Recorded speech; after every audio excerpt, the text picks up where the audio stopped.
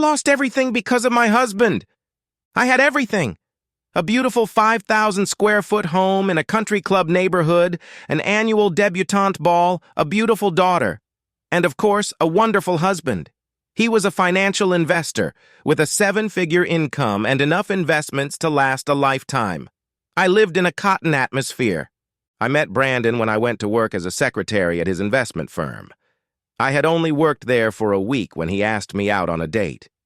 Imagine me, a girl from nowhere, Arkansas, going to a fancy dinner with a man as important and successful as Brandon Michaels. Maybe 10 years older than me, but he was always so neat and smelled as sweet as lavender. His nails were clean and well-groomed, not black with dirt and grease, like those smelly, sweaty backwoods guys. I came to New York to go to secretarial college. Aunt Agnes paid for it, telling me that I should run away from home as far and as fast as possible. The nearest town was Gilbert.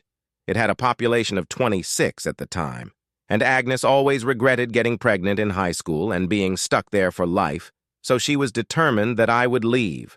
When her land started getting money for oil rights, she figured she could finance my escape. New York! New York! God! There were over 26 people on the bus that brought me here. I know I counted them at least 12 times between home and here. And it wasn't always the same 26 people. People would get off and get on at every stop, and I would sit there and imagine what their lives were like. It's just amazing. But the city itself was like an anthill with people scurrying around day and night. More people than I could have imagined. Movies don't convey that. It was overwhelming. Anyway, Mr. Michaels took me to a very fancy restaurant, the kind I've only seen in movies. It was amazing. I felt like a princess, with waiters and maîtresseurs bustling around us. But I was also terribly underdressed. I thought we were going to Denny's or one of the other fancy places I'd seen in high school, so I was wearing my nice cotton raincoat. But wow, the women in this place looked so elegant it took my breath away. I tried to apologize to Mr. Michaels, explaining that I didn't expect to be in such a fancy and sophisticated place, and we could leave if he wanted. I was so embarrassed to be there. He took my hand and insisted I call him Brandon. He told me not to worry about my clothes. My beauty more than made up for it. I was outright stunned.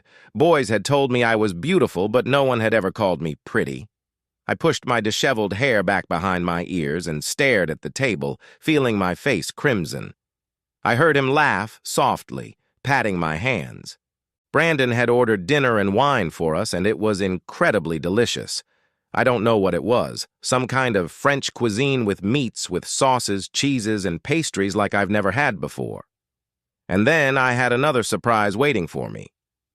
At home, when we had dinner, even at a restaurant, they would bring all the food except dessert, if there was any, and put it on the table, and we would devour it all. When it was all gone, dinner was over. Although the food was fantastic, my mom always said I had a big appetite, and I was already wondering if I would have to have a burger when I got home. But as I was wiping the last of the leftovers off my plate, trying to absorb every bit of flavor and aroma of this delicious dish, Brandon laughed and told me, "Emma, don't scrape the leftovers off your plate. It was just an appetizer, the first course." First course? I didn't realize people didn't do that anymore, except in old books. I guess rich people still do that. The rest of the dinner went by for me like a haze of wonders and exotic flavors. I think the different wines to each course helped pass the night, but it was worth it. Surely this dinner must have cost at least $200. The coffee we had with dessert helped me regain my focus, although the cherry dessert bursting before my eyes probably did more to help me wake up than the coffee, and Mr. Michaels drove me home. He even walked me to the door. I thought maybe he would kiss me, but no. He shook my hand and hoped we could do it again. Let's do it again. I went to bed dreaming that I really was that princess. A few days later, Margaret Simpson, Mr. Michaels' secretary, informed me that we would have lunch and then go shopping after lunch. When I protested that I had to work and besides I couldn't afford any shopping, She explained that Mr. Michaels wanted to take me out to lunch again and wanted me not to feel poorly dressed or out of place. What could I say? We had a modest lunch in a small, cozy restaurant and then spent the afternoon shopping in stores I would never have dared to enter on my own. They weren't like Macy's or Penny's with their crowds of people. They were mostly empty except for the people working there. And imagine they treated us to champagne while the models came out in their dresses for us to look at. Eventually, 4 dresses and coats were delivered to my apartment. And then we went to other stores for shoes, 3 pairs, gloves, stockings, and even lingerie, if those little lacy things can be called actual bras and panties. I felt awkward taking measurements for each fitting. It seemed so intimate. I was also worried about how I was going to pay Mr. Michaels for all the clothes. When Ms. Simpson told me that they were all gifts and no payback was forthcoming, I was shocked. I told Ms. Simpson that I couldn't accept such expensive gifts. It must be worth hundreds of dollars, I protested, much to the delight of the smirking saleswoman. Ms. Simpson assured me that it was all fine and not against the rules. The partners feel that Mr. Michaels needs a woman to accompany him to social gatherings with clients. He's single and doesn't meet many women. He has taken a liking to you, and you'll need those clothes for client meetings. Consider it a business expense. This threw me off balance. I started shaking and had to sit down. First of all, Mr. Michael liked me. God, he was so sophisticated and polished, and I was still trying to force the slang ain'ts and I reckon, as the secretarial college counselors insisted, out of my speech. I was still trying to scrape the mud off my boots. How could such a beautiful and perfect man be infatuated with me? And then the thought of clients. My God, I was bound to say the wrong thing or blab to someone. I didn't know how to behave in a restaurant with just Mr. Michaels, how I would ever survive meeting clients or entertaining for him. I would fail. I mentioned this to Ms. Simpson. Don't worry, Mr. Michaels will take you around to different establishments and train you before you meet clients. The company will also organize some classes for you to make you feel comfortable at course dinners and such. You'll do well. And so it happened. Brandon, he forbade me to call him Mr. Michaels, took me out to dinner several times a week until I began to feel comfortable at any restaurant, enough to even order for myself. It took a few months, but I learned quickly, and Brandon was a good teacher. The finishing classes weren't nearly as much fun as dinners with the charming Brandon. Mrs. de Marigny had a nasty habit of hitting me with a ruler when I didn't meet her exacting standards of straightening. "Sit up straight," the pouty French hag demanded, slapping me on the back or shoulders when I slouched. My arms or elbows received a slap if I let them touch the tabletop. She even slapped my chest with a ruler when she thought I was leaning on the table with it. "If they're too heavy for you, buy a better bra." I swear I got bruises before she was satisfied with my posture, and God forbid if I didn't know how to properly drink wine, how to properly use a fork, how to properly get up from the table, how to fold a napkin, or how to communicate that I needed to use the restroom. I told her this during one of our sessions, and I thought she was going to go apoplectic. But I learned and began accompanying Brandon to client dinners and social events. He clued me into their interests and the topics I should discuss with their wives or other female, and sometimes male, companions. For a country girl from nowhere, Arkansas, I had at least acquired a patina of class. Combined with my cleavage, it did more than my witty banter. Cleavage conquers all, except when the client was accompanied by a male partner. It seemed like I should be twice as attractive, but I wasn't. Fine. Brandon was the perfect gentleman, picking me up at the door and setting me down there. I was expecting him to offer to come over for the night or at least kiss me goodbye, but after 20 dates, 1-on-1 with clients, I moved to kiss him. At the last moment, he turned his head and I kissed him on the cheek. That's how we parted every night.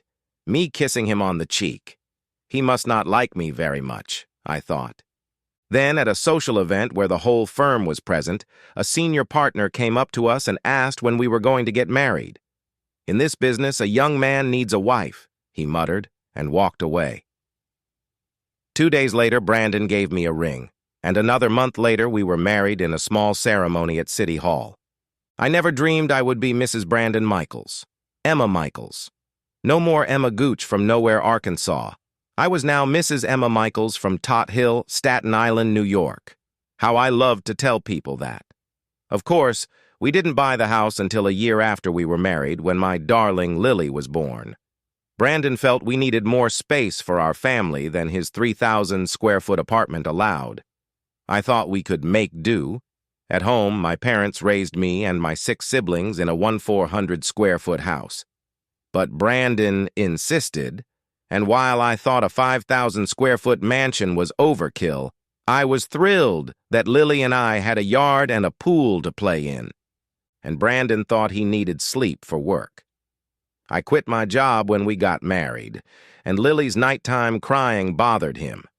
With a maid and a nanny helping him during the day, he thought I could make up for it if Lily disturbed my sleep. He rented a bedroom for himself in one wing of the house, as far away from mine and Lily's rooms as possible. By the time my daughter was born, that distance no longer seemed odd. Brandon had always preferred to sleep alone, believing that having someone else in the bed prevented him from sleeping comfortably.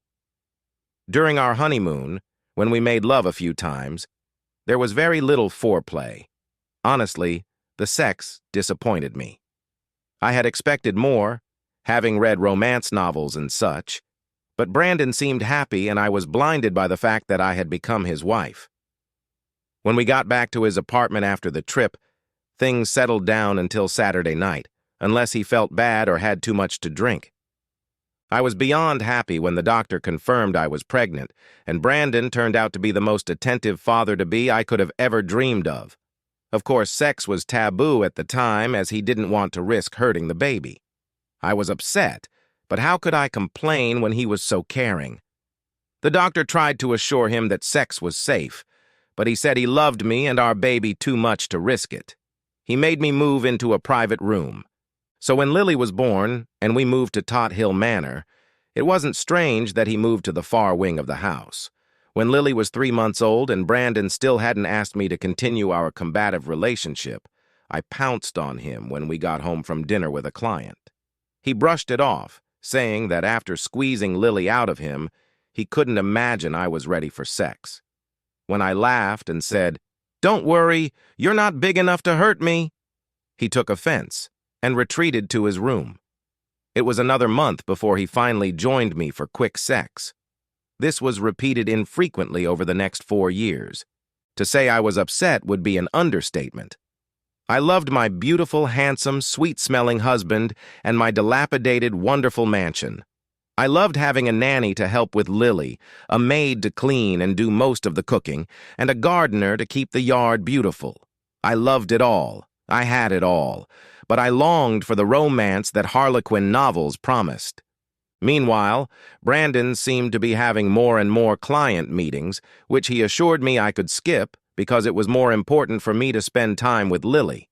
Instead, he asked his intern Kevin to accompany him, and he himself spent the night in the guest room next to his bedroom so as not to waste time on the long drive to his home in Jersey. I'm sure you've already guessed it, but I'm just a country girl. I didn't have any suspicions until one day I asked the maid if she had finished making the beds in Brandon's and the guests' bedrooms. She gave me a cheerful look and informed me that the guest bedroom had never been used. Well, I was born at night, but not last night. I had been watching movies. I knew about men sleeping together. We had a couple of funny guys in Gilbert for a while. At first, we just thought they were from Louisiana, talking fun and funky, but one day they were found having sex in a barn. I tell you, I knew right away what was going on, and I was going to deal with Brandon when he got home. But he never came home. I called the office a few days later, but was told he no longer worked there. I asked to be transferred to Margaret Simpson. She brought me up to speed. Kevin filed a harassment suit. It seems Brandon made promises that were never kept. The senior partner, who had inquired so long ago about when we were going to get married, was very restrained and, stating that he was not homophobic, fired Brandon, citing a morals clause in his contract. Kevin was fired with agreed compensation. When I told Marge that Brandon hadn't come home, she advised me to call the police. She hoped he hadn't hurt himself in any way. This took my anxiety to the level of panic. It wasn't until 2 days later that the police reported that my husband had not harmed himself. Instead, he had emptied our bank, financial, and retirement accounts, and security reported that he had flown out of the country to Aruba just 2 days after I had last seen him. He left everything behind: his clothes, his belongings, his wife, and child. Turns out he only took our money. He had thoughtfully left bills and a heavily mortgaged house. So now Lily and I live in a broken-down trailer in a trailer park in Jersey. The gardeners, maids, and babysitters' checks bounced, and even the few pieces of jewelry Brandon gave me couldn't cover the mortgage, but it was enough to pay the first and last month's rent on the trailer and hopefully feed us until I found a job. Margaret, at the direction of the senior partner, informed me that my husband had left nothing for capital gains taxes from his financial accounts and nothing for income taxes from his retirement account. She informed me that I would probably hear from the IRS. Could it have gotten any worse? Yes, my car was repossessed today. How am I going to get a job without a car? My neighbor Wendy, who lives in the trailer next door, came over after hearing my sobs. We exchanged names and greetings a few times in passing, but we didn't really know each other. I was ashamed of my red eyes and tear-stained face, and of course of my sobbing and wailing. Wendy, with her bleached hair, blue eyeshadow, painted on extra-long lashes and ruby-red lipstick that was as far removed from my friends in Tot Hill as the Andromeda Galaxy, was still a sympathetic shoulder to cry on. She listened to my tale of woe, of dwindling funds and needing a job, and on top of that, my car had been taken away from me. How was I going to get a job if I couldn't afford a nanny for my daughter and didn't have a car to drive to interviews? Well, I'll tell you this. My mom babysits my 5-year-old daughter, and watching 2 is no harder than watching 1. Wendy literally dragged me along, gathering Lily's things, changing into something more inappropriate, and dropping off my precious daughter with her smoking mother. Wendy promised that at worst, we'd get enough free booze to make me forget my worries for a while, and at best, I could learn how to make money. It was a short walk to Marty's night place, even in the 5-inch heels Wendy wore. On the way, she told me that Marty's was nothing special, just a place where working-class men drank away their problems and worked out their love frustrations. The latter puzzled me, so I asked, "So it's a pickup bar?" Wendy giggled and replied, "You could say that." Marty's was smoky and noisy. "I didn't realize you could smoke in bars." I coughed. Marty's is also a registered cigar lounge. They have a membership program that provides 15% of the revenue. Someone shouted to Wendy. "I'll be right back," she promised. She returned almost immediately and dragged me back to the table where the men were sitting. Wendy introduced me and pushed me into a chair while she lowered herself into the lap of the man who had called her over. Soon, complimentary drinks appeared in front of us and were quickly refilled as the evening progressed. The men began to ask to dance, and Wendy and I gladly accepted. I hadn't felt so free since my high school days. It was great to dance and feel the men's arms around me. They might not smell as nice as Brandon, and they might have rougher skin and speech and manners.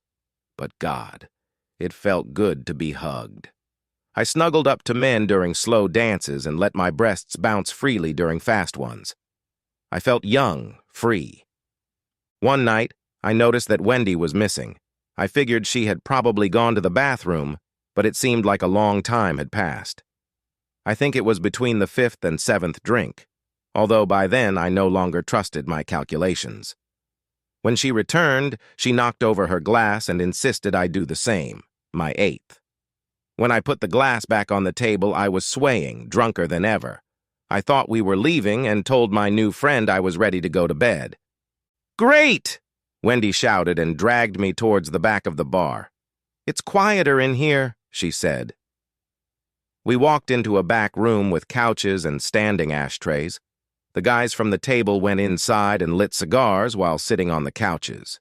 Music came from surround sound speakers mounted on the walls and ceiling. That's why guys are willing to pay for cigar lounge memberships. She took the hands of the two men on the couches and nudged one toward me. "It's time for a real dance," she said with a sly smile. I could barely stand on my feet, swaying from the drink and the music. I later suspected there was more than alcohol in my last drink, but at that moment I didn't care.